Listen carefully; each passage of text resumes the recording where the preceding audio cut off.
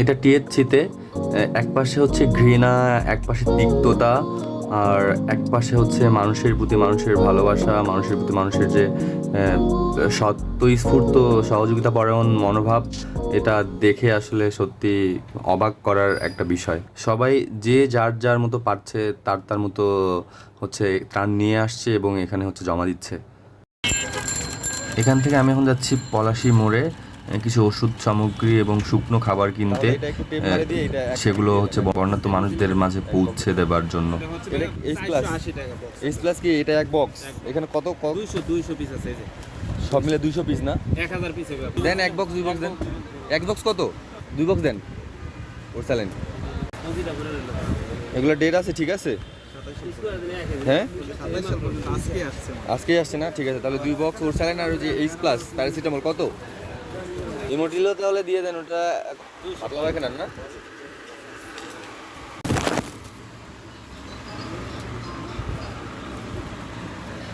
এই 5 কেজি মুড়ি না?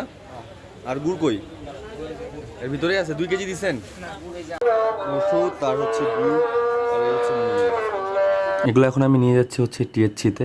তো টিএসসিতে যে যার যার মতো করে পারছে তার তার মতো করে ওষুধপত্র, বিভিন্ন হচ্ছে শুকনো খাবার সামগ্রী যেসব লাগে আসলে বন্যা কবলিত মানুষদের জন্য, সেসব তারা স্বতঃস্ফূর্তভাবে নিয়ে আসছে এবং এখানে হচ্ছে এখানকার যে কর্তৃপক্ষ তাদেরকে জমা দিচ্ছে এবং তারা এটা পৌঁছে দেওয়ার ব্যবস্থা করছে। একটা জাতির জীবনে এই চেতনা বছর বছর আসে না।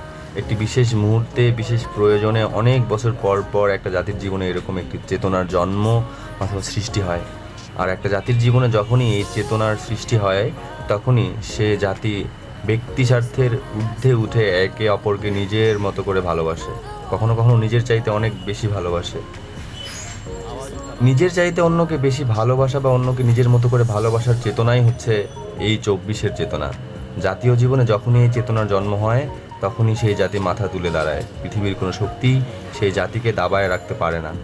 অন্যকে নিজের চাইতে বেশি ভালোবাসবার চেতনা হাজার হাজার বছর পর বাঙালি জাতির জীবনে এসেছিল 1971-এ মহান মুক্তিযুদ্ধের সময়।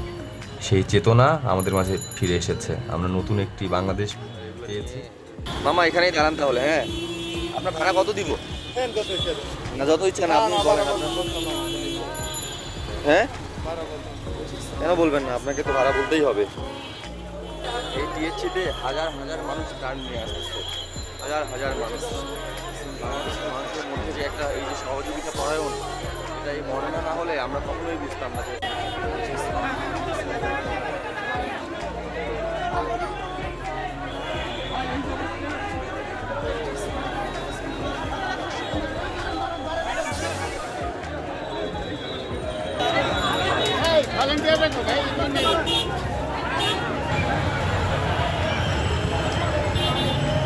মানুষ ট্রাকে ট্রাকে হচ্ছে ত্রাণ সামগ্রী নিয়ে পৌঁছায় দিচ্ছে টিএসসিতে। তো এটা একটা সিগনিফিকেন্ট ঘটনা হয়ে থাকবে আমার দেখা, যে মানুষ কতটা হচ্ছে সহযোগিতা পরায়ণ, অন্তত বাংলাদেশের মানুষ।